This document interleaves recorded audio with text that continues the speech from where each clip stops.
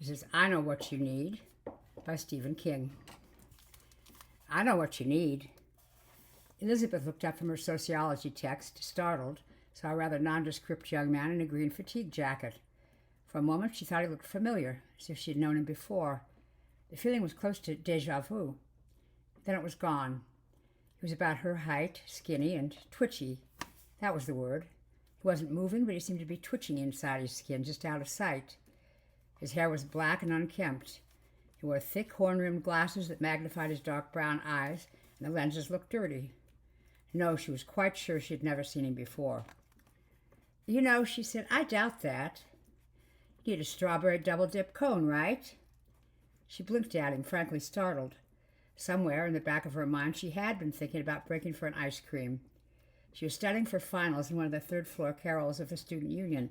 There was still a woefully long way to go. "Right?" he persisted and smiled. It transformed his face from something over-intense and nearly ugly into something else that was oddly appealing.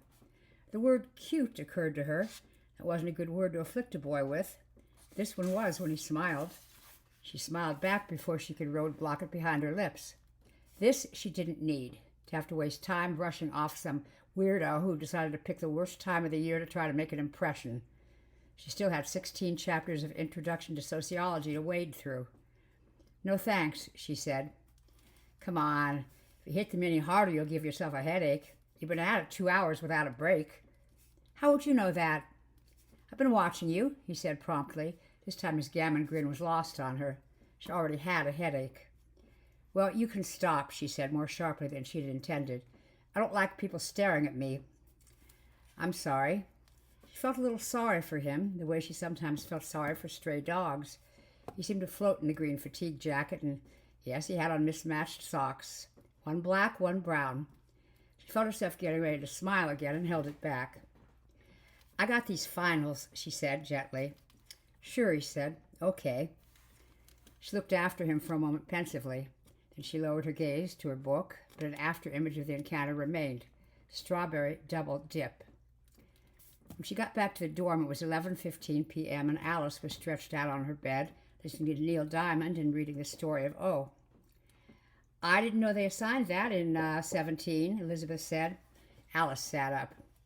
"Broadening my horizons, darling. Spreading my intellectual wings. Raising my... Liz? Did you hear what I said?" "No, sorry. I look like somebody conked you one, kid. I met a guy tonight. Sort of a funny guy at that." "Oh? He must be something if he can separate the great Rogan from her beloved texts." "His name is Edward Jackson Hammer, Jr., no less. Short, skinny. Looks like he washed his hair last around Washington's birthday. Oh, and mismatched socks. One black, one brown." "I thought you were more the fraternity type." "It's nothing like that, Alice. I was studying at the Union on the 3rd floor, the think tank. He invited me down to the grinder for an ice cream cone. I told him no, and he sort of slunk off. Once he started me thinking about ice cream, I couldn't stop. I just decided to give up and take a break, and there he was, holding a big, drippy strawberry double dip in each hand." "Huh," Elizabeth snorted. "Well, I couldn't really say no." So he sat down, and it turns out he had sociology with Professor Branner last year. "Well, wonders never cease. Lord of mercy, gosh, into Christmas. Listen, this is really amazing. You know the way I've been sweating that course?" "Yes. You talk about it in your sleep, practically." "I got a 78 average. I got to have an 80 to keep my scholarship, and that means I need at least an 84 on the final. This Ed Hamner says Brannon uses almost the same final every year. And Ed's eidetic." "You mean he's got a photographic memory?" "Yes. Look at this." She opened her sociology book and took out 3 sheets of notebook paper covered with writing. Alice took them. "This looks like multiple choice stuff." "It is. Ed says it's Branner's last year's final, word for word." Alice said, "I don't believe it." "But it covers all the material." "Still don't believe it." She handed the sheets back. "Just because this spook isn't a spook, don't call him that. Okay, this little guy hasn't got you bamboozled into just memorizing this and not studying at all, has he?" "Of course not," she said uneasily. "And even if this is like the exam, do you think it's exactly ethical?" Anger surprised her and ran away with her tongue before she could hold it. That's great for you, sure. Dean's List every semester and your folks paying your way. You aren't... Hey, I'm sorry. There was no call for that. Alice shrugged and opened O again, her face carefully neutral. No, you're right. Not my business. Why don't you study the book, too, just to be safe? Of course I will. But mostly she studied the exam notes provided by Edward Jackson Hammer III, Jr. When she came out of the lecture hall after the exam, he was sitting in the lobby, floating in his green army fatigue coat. He smiled tentatively at her and stood up. How'd it go? Impulsively, she kissed his cheek. She could not remember such a blessed feeling of relief. I think I aced it. Really? That's great. Like a burger? Love one, she said absently. Her mind was still on the exam. It was the one Ed had given her almost word for word, and she had sailed through. For hamburgers, she asked him how his own finals were going. Don't have any. I'm in honors, and you don't take them unless you want to. I was doing okay, so I didn't. Then why are you still here? I had to see how you did, didn't I? Ed, you didn't. That's sweet, but... The naked look in his eyes troubled her. She'd seen it before. She was a pretty girl. Yes, he said softly. Yes, I did. Ed, I'm grateful. I think you saved my scholarship. I really do. But I have a boyfriend, you know. Serious? He asked with a poor attempt to speak lightly. Very, she said, matching his tone. Almost engaged. Does he know he's lucky? Does he know how lucky? I'm lucky, too, she said, thinking of Tony Lombard. Beth, he said suddenly. What? She asked, startled. Nobody calls you that, do they? Why, no. No, they don't. Not even this guy? No.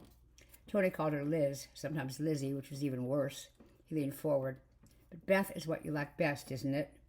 She laughed to cover her confusion. Whatever in the world?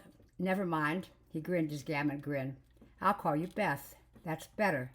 Now eat your hamburger. Then her junior year was over, and she was saying goodbye to Alice. They were a little stiff together. Elizabeth was sorry. She supposed it was her own fault. She had crowed a little loudly about her sociology final when grades were posted. She'd scored a 97, highest in the division. Well, she told herself as she waited at the airport for her flight to be called, wasn't any more unethical than the cramming she'd been resigned to in that third-floor walk-up. Cramming wasn't really studying at all, just rote memorization that faded away to nothing as soon as the exam was over. She fingered the envelope that poked out of her purse.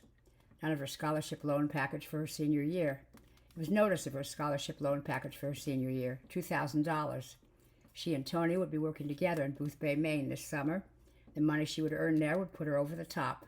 Thanks to Ed Hammer, it was going to be a beautiful summer. Clear sailing all the way. But it was the most miserable summer of her life. June was rainy. The gas shortage depressed the tourist trade. Her tips at the Boothbay Inn were mediocre. Even worse, Tony was pressing her on the subject of marriage. He could get a job on or near campus, he said, and with her student aid grant, she could get a degree in style. She was so surprised to find that the idea scared her rather than pleased her. Something was wrong. She didn't know what, but something was missing, out of whack, out of kilter. One night late in July, she frightened herself by going on a hysterical crying jag in her apartment.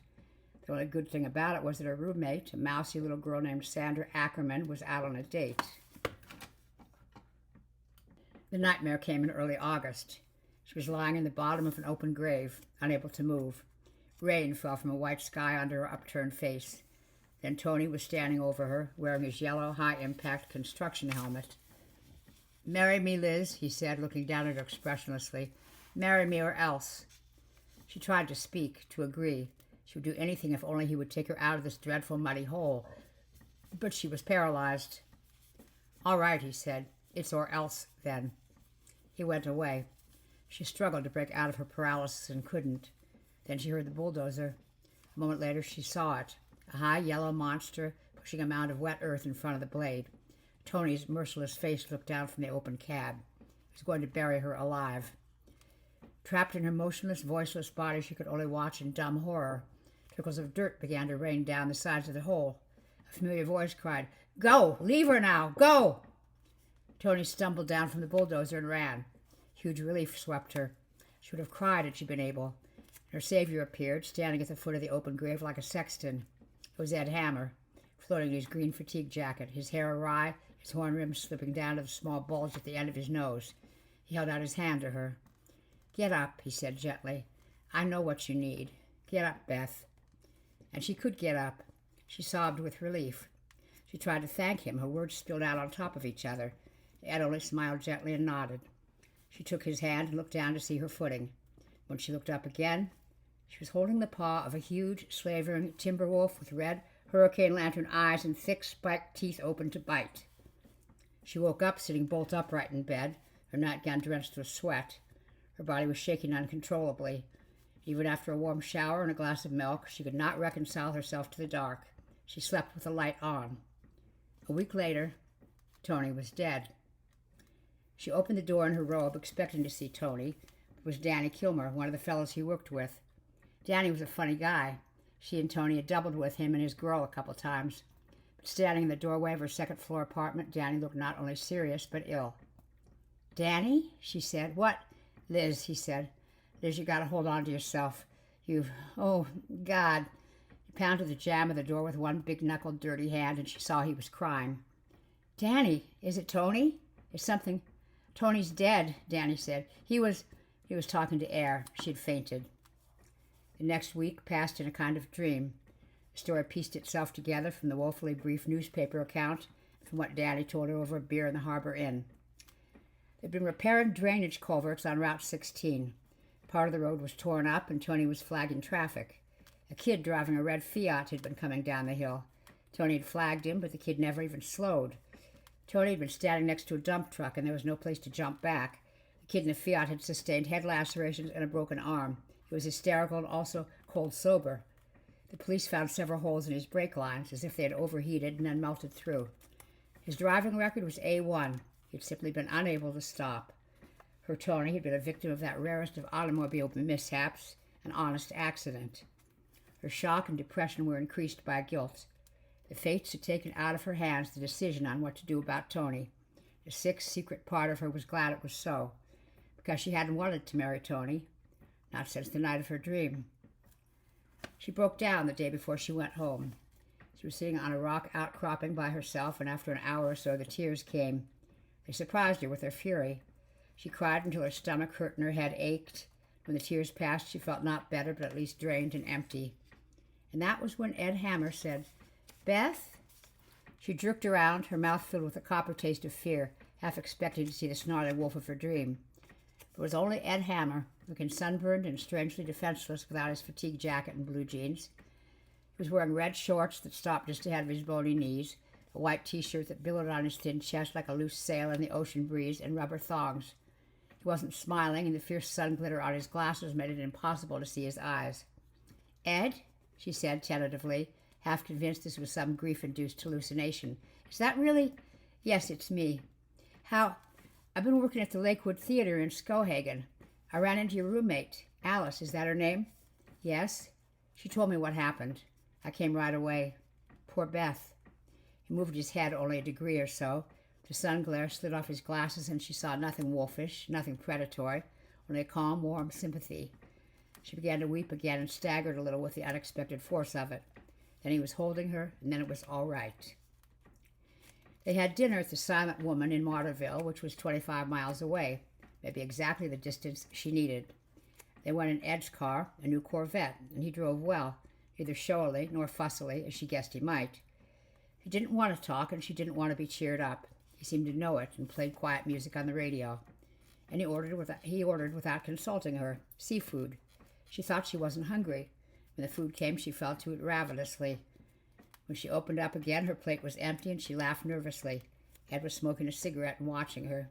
"Ha, the grieving damsel ate a hearty meal," she said. "You must think I'm awful." "No," he said. "You've been through a lot, and you need to get your strength back. It's like being sick, isn't it?" "Yes, just like that." He took her hand across the table, squeezed it briefly, then let it go. "But now it's recuperation time, Beth." "Is it? Is it really?" "Yes," he said. "So tell me, what are your plans?" "Well, I'm going home tomorrow. After that, I don't know." "You're going back to school, aren't you?" "I just don't know. After this, it seems so trivial. A lot of the purpose seems to have gone out of it. All the fun." It'll come back. It's hard for you to believe now, but it's true. Try it for 6 weeks and see. Got nothing better to do? The last seemed to question. That's true, I guess, but can I have a cigarette? Sure. They're menthol, though. Sorry. She took one. How did you know I didn't like menthol cigarettes? He shrugged. You just don't look like one of those, I guess. She smiled. You're funny, you know that? He smiled neutrally. No, really. For you of all people to turn up, I thought I didn't want to see anyone. But I'm really glad it was you, Ed.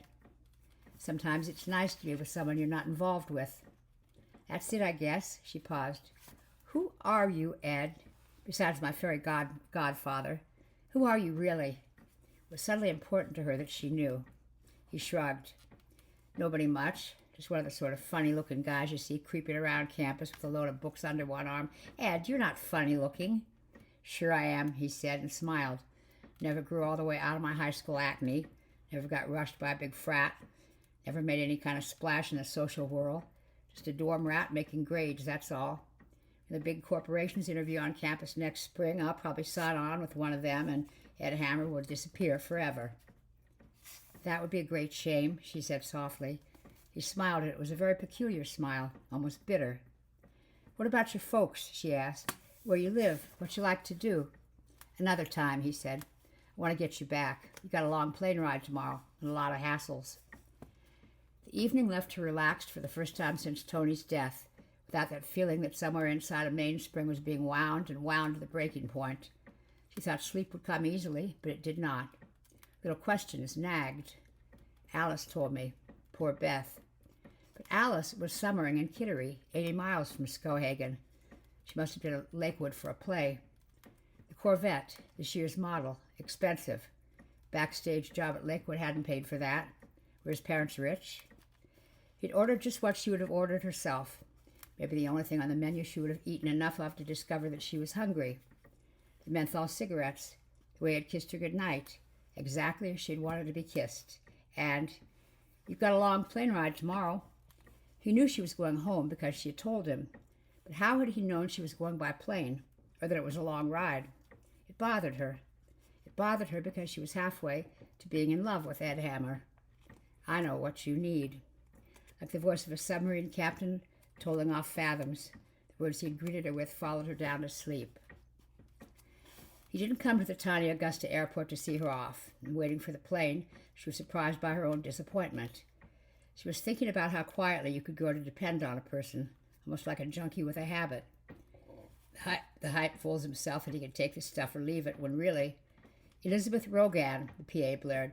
Please pick up the white courtesy phone. She hurried to it, and Ed's voice said, Beth? Ed, it's good to hear you. I thought maybe that I'd meet you. He laughed. You don't need me for that. You're a big, strong girl. Beautiful, too. You can handle this. Will I see you at school? Yes, I think so. Good. There was a moment of silence. Then he said, Because I love you. I have from the first time I saw you. Her tongue was locked. She couldn't speak. 1,000 thoughts whirled through her mind. He laughed again gently. No, don't say anything. Not now. I'll see you. There'll be time then. All the time in the world. Good trip, Beth. Goodbye. And he was gone, leaving her with a white phone in her hand and her own chaotic thoughts and questions. September. Elizabeth picked up the old pattern of school and classes like a woman who's been interrupted at knitting. She was rooming with Alice again, of course. They'd been roomies since freshman year, when they'd been thrown together by the housing department computer. They'd always gotten along well, despite differing interests and personalities. Alice was the studious one, a chemistry major with a 3.6 average. Elizabeth was more social, less bookish, with a split major in education and math. They still got on well, but a faint coolness seemed to have grown up between them over the summer. Elizabeth chalked it up to the difference of opinion over the sociology final and didn't mention it. The events of the summers began to seem dreamlike. In a funny way, it sometimes seemed that Tony might have been a boy she'd known in high school. It still hurt to think about him, and she avoided the subject with Alice, but the hurt was an old bruised throb, not the bright pain of an open wound. What hurt more was Ed Hammer's failure to call. A week passed, then 2, then it was October. She got a student directory from the union and looked up his name. It was no help. After his name were only the words Mill Street, and Mill was a very long street indeed. So she waited. When she was called for dates, which was often, she turned them down. Alice raised her eyebrows but said nothing. She was buried alive in a 6-week biochem project and spent most of her evenings at the library. Elizabeth noticed the long white envelopes that her roommate was receiving once or twice a week in the mail. Since she was usually back from class first, she thought nothing of them.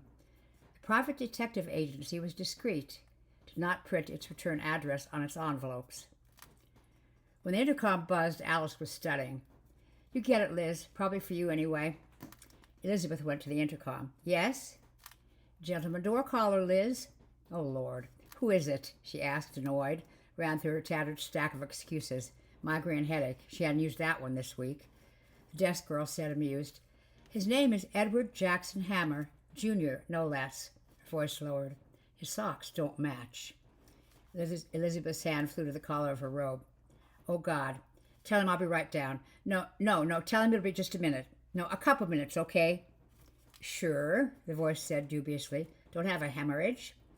Elizabeth took a pair of slacks out of her closet, took out a short denim skirt, felt the curlers in her hair and groaned, began to yank them out. Alice watched all this calmly without speaking. She looked speculatively at the door for a long time after Elizabeth had left.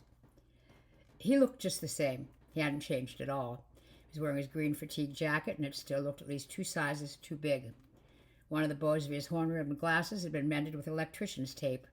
His jeans looked new and stiff, miles from the soft and faded in look that Tony had achieved effortlessly. He was wearing 1 green sock, 1 brown sock, and she knew she loved him. "Why didn't you call before?" she asked, going to him. He stuck his hands in the pocket of his jackets and grinned shyly. "Thought I'd give you some time to date around, meet some guys, figure out what you want." "I think I know that." "Good. Would you like to go to a movie?" "Anything," she said. "Anything at all." As the days passed, it occurred to her that she had never met anyone, male or female, who seemed to understand her moods and needs so completely or so wordlessly. Their tastes coincided. While Tony had enjoyed violent movies of the Godfather type, Ed seemed more into comedy or nonviolent dramas.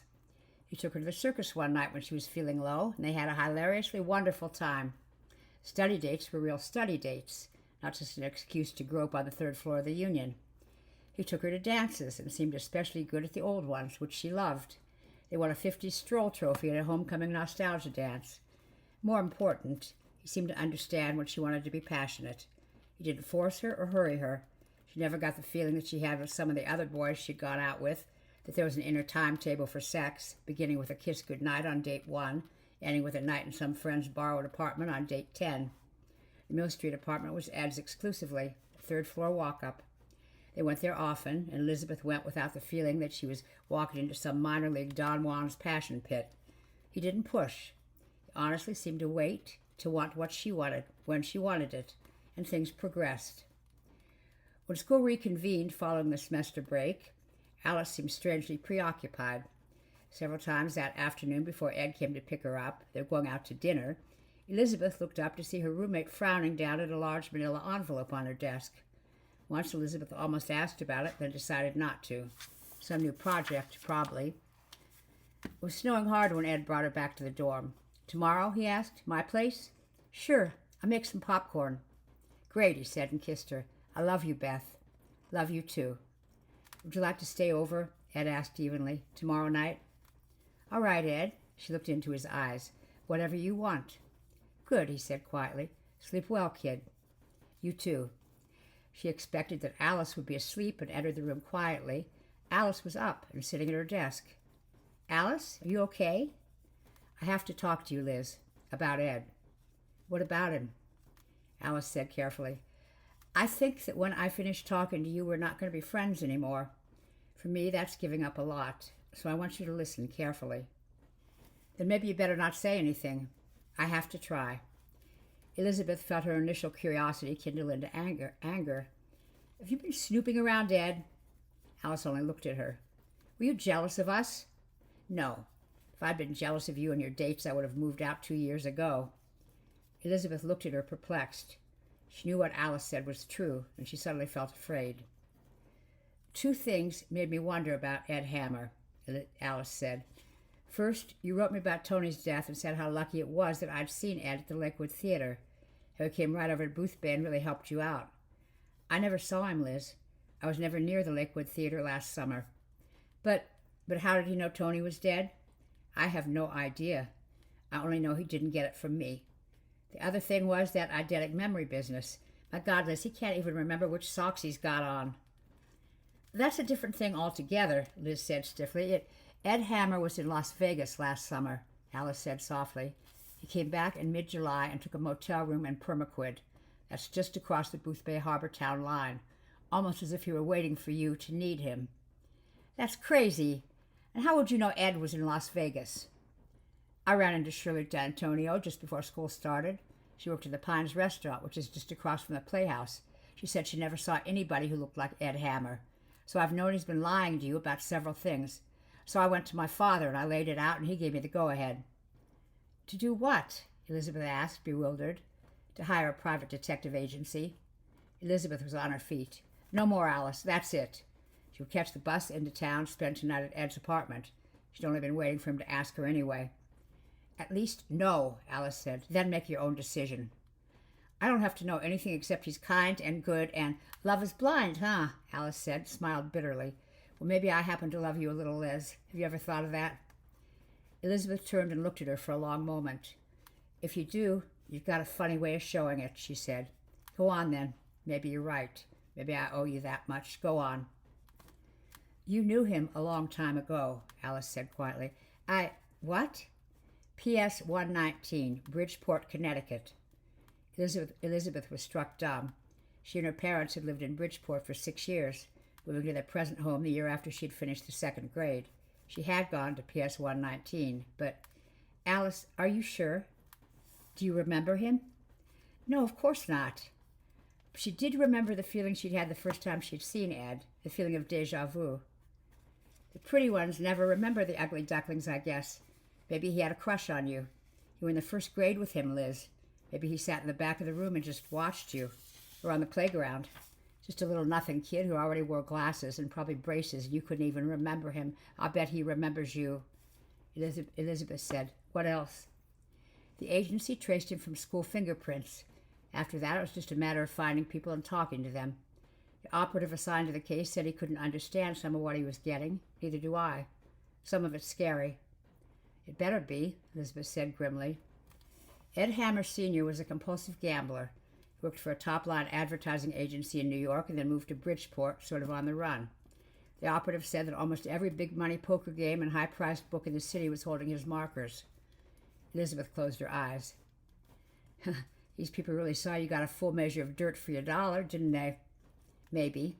Anyway, Ed's father got in another jam in Bridgeport. Was gambling again. This time he got mixed up with a big-time loan shark. He got a broken leg and a broken arm somehow. The operative says he doubts it was an accident. Anything else? Elizabeth asked. Child beating? Embezzlement? He landed a job with a 2-bit Los Angeles ad agency in 1961. It was a little too close to Las Vegas. He started to spend his weekends there, gambling heavily and losing. Then he started taking Ed Jr. with him, and he started to win. You're making all this up. You must be. Alice tapped the report in front of her. It's all here, Liz. Some of it wouldn't stand up in court, but the operative says none of the people he talked with would have a reason to lie. Ed's father called Ed his good luck charm. First, nobody objected to the boy, even though it was illegal for him to be in the casinos. His father was a prize fish. And the father started sticking just to roulette, playing only odd, even, and red-black. By the end of the year, the boy was off limits in every casino on the Strip. His father took up a new kind of gambling. What? The stock market. When the Hammers moved to L.A. in the middle of 1961, they were living in a $90 a month cheese box, and Mr. Hammer was driving a '52 Chevrolet. At the end of 1962, just 16 months later, he'd quit his job, and they were living in their own house in San Jose. Mr. Hammer was driving a brand new Thunderbird. Mrs. Hammer had a Volkswagen. You see, it's against the law for a small boy to be in the Nevada casinos, but no one could take the stock market page away from him. Are you implying that that he could... Alice, you're crazy. I'm not implying anything. That's maybe just that he knew what his daddy needed. I know what you need. It was almost as if the words had been spoken into her ear, and she shuddered. Mrs. Hammer spent the next 6 years in and out of various mental institutions, supposedly for nervous disorders, but the operative talked to an orderly who said she was pretty close to psychotic. She claimed her son was the devil's henchman. She stabbed him with a pair of scissors in 1964, tried to kill him. Liz, what is it? The scar, she muttered. We went swimming at the university pool on an open night about a month ago. He's got a deep dimpled scar on his shoulder. Here. She put her hand just above her left breast. He said a wave of nausea tried to climb up her throat, and she had to wait for it to recede before she could go on. He said he fell on a picket fence when he was a little boy. Shall I go on? Finish. Why not? What can it hurt now? His mother was released from a very plush mental institution in the San Joaquin Valley in 1968. The three of them went on a vacation. They stopped at a picnic spot on Route 101. The boy was collecting firewood when she drove the car right over the edge of the drop-off above the ocean with both her and her husband in it. It might have been an attempt to run Ed down. By then he was nearly 18. His father left him $1 million stock portfolio. Ed came east a year and a half later and enrolled here. And that's the end. No more skeletons in the closet? Liz, aren't there enough? She got up. No wonder he never wants to mention his family. You had to dig up the corpse, didn't you? You're blind, Alice said. Elizabeth was putting on her coat. Suppose you're going to him. Right. Because you love him. Right. Alice crossed the room and grabbed her arm. Will you get that sulky, petulant look off your face for a second and think? Ed Hammer's able to do things the rest of us only dream about. Got his father a stake at roulette and made him rich playing the stock market. He seems to be able to will winning. Maybe he's some kind of low-grade psychic. Maybe he's got precognition. I don't know. There are people who seem to have a dose of that. Liz, hasn't it ever occurred to you that he's forced you to love him? Liz turned to her slowly. I've never heard anything so ridiculous in my life. Is it? He gave you that sociology test the same way he gave his father the right side of the roulette board. He was never enrolled in any sociology course. I checked. He did it because it was the only way he could make you take him seriously.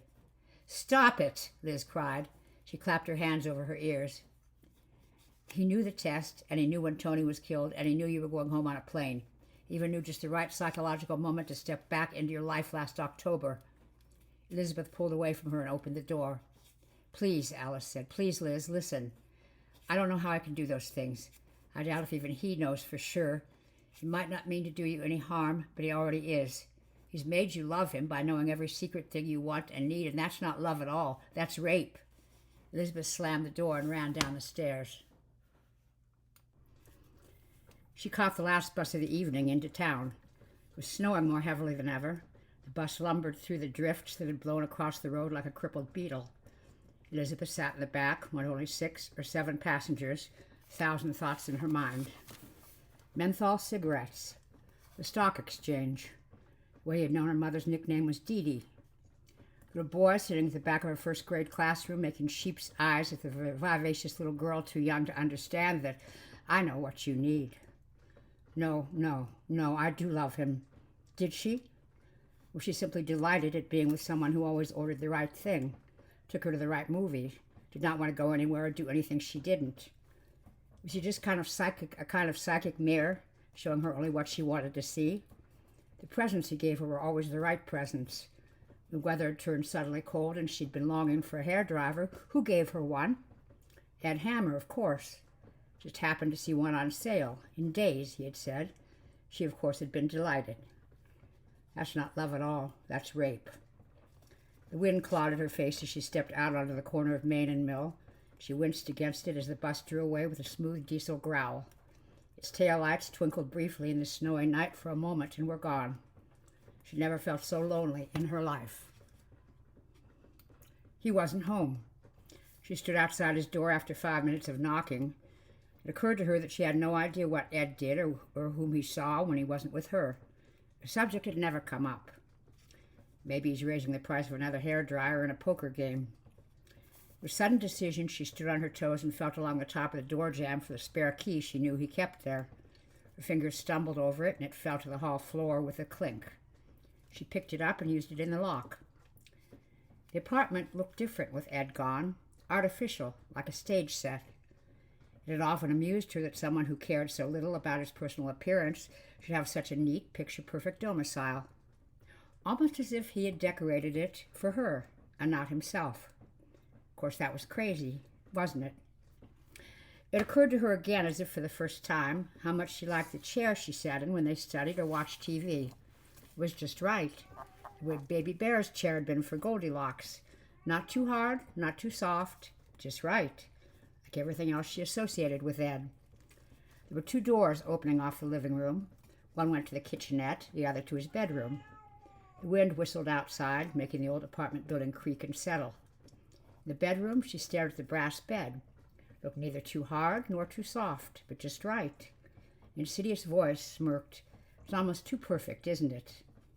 She went to the bookcase and ran her eye aimlessly over the titles. One jumped at her eyes, and she pulled it out. Dance Crazes of the 50s. The book opened cleanly to a point some 3/4 through. A section titled The Stroll had been circled heavily in red grease pencil, and in the margins the word Beth had been written in large, almost accusatory letters. "I ought to go now," she told herself. "I can still save something. If he came back now, I could never look him in the face again, and Alice would win. Then she'd really get her money's worth." But she couldn't stop and knew it. Things had gone too far. She went to the closet and turned the knob, but it didn't give. Locked. On the off chance, she stood on tiptoe again and felt along the top of the door. And her fingers felt a key. She took it down, and somewhere inside a voice said very clearly, "Don't do this." She thought of Bluebeard's wife and what she had found when she opened the wrong door. But it was indeed too late. If she didn't proceed now, she would always wonder. She opened the closet, and had the strangest feeling that this was where the real Ed Hammer, Jr. had been hiding all the time. The closet was a mess. A jumbled rickrack of clothes, books, an unstrung tennis racket, a pair of tattered tennis shoes, old prelims and reports tossed helter-skelter, a spilled pouch of Borkham Riff pipe tobacco. His green fatigue jacket had been flung in the far corner. She picked up one of the books and blinked at the title. The Golden Bough. Another. Ancient Rites, Modern Mysteries. Another. Haitian Voodoo. The last one, bound in old cracked leather, the title almost rubbed off the binding by much handling, smelling vaguely like rotted fish. Necronomicon. She opened it at random, gasped, and flung it away, the obscenity still hanging before her eyes. More to regain her composure than anything else, she reached for the green fatigue jacket, not admitting to herself that she meant to go through its pockets. As she lifted it, she saw something else, a small tin box. Curiously, she picked it up and turned it over in her hands, hearing things rattle inside. It was the kind of box a young boy might choose to keep his treasures in. Stamped in raised letters on the tin bottom were the words Bridgeport Candy Company. She opened it. The doll was on top. The Elizabeth doll. She looked at it and began to shudder. The doll was dressed in a scrap of red nylon, part of a scarf she'd lost 2 or 3 months back, at a movie with Ed. Their arms were pipe cleaners that had been draped in stuff that looked like blue moss. Graveyard moss, perhaps. There was hair on the doll's head, but that was wrong. It was fine white flax, taped to the doll's pink gum eraser head. Her own hair was sandy blonde and coarser than this. This was more the way her hair had been when she was a little girl. She swallowed, and there was a clicking in her throat. Hadn't they all been issued pencils in the first grade? Tiny scissors with rounded blade, just right for a child's hand. Had that long ago little boy crept up behind her, perhaps at nap time, and Elizabeth put the doll aside and looked in the box again. It was a blue poker chip with a strange six-sided pattern drawn on it in red ink. A tattered newspaper obituary. Mr. and Mrs. Edward Hammer. The two of them smiled meaninglessly out of the accompanying photo, and she saw that the same six-sided pattern had been drawn across their faces, this time in black ink like a pal. 2 more dolls, 1 male, 1 female. The similarity to the faces in the obituary photograph was hideous, unmistakable, and something else. She fumbled it out, and her fingers shook so badly she almost dropped it. A tiny sound escaped her. It was a model car, the sort small boys buy in drugstores and hobby shops and then assemble with airplane glue. This one was a Fiat. It had been painted red, and a piece of what looked like one of Tony's shirts had been taped to the front. She turned the model car upside down. Someone had hammered the underside to fragments. "So you found it, you ungrateful bitch." She screamed and dropped the car in the box. His foul treasures sprayed across the floor. He was standing in the doorway looking at her. She'd never seen such a look of hate on a human face. She said, "You killed Tony." He grinned unpleasantly. "Do you think you could prove it?" "It doesn't matter," she said, surprised at the steadiness of her own voice. "I know. I never want to see you again, ever. And if you do anything to anyone else, I'll know, and I'll fix you, somehow." His face twisted. "That's the thanks I get. I gave you everything you ever wanted, things no other man could have. Admit it. I made you perfectly happy." "You killed Tony!" she screamed it at him. He took another step into the room. Yes, and I did it for you. What are you, Beth? You don't know what love is. I loved you from the first time I saw you over 17 years ago. Could Tony say that? It's never been hard for you. You're pretty. You never had to think about wanting or needing or about being lonely.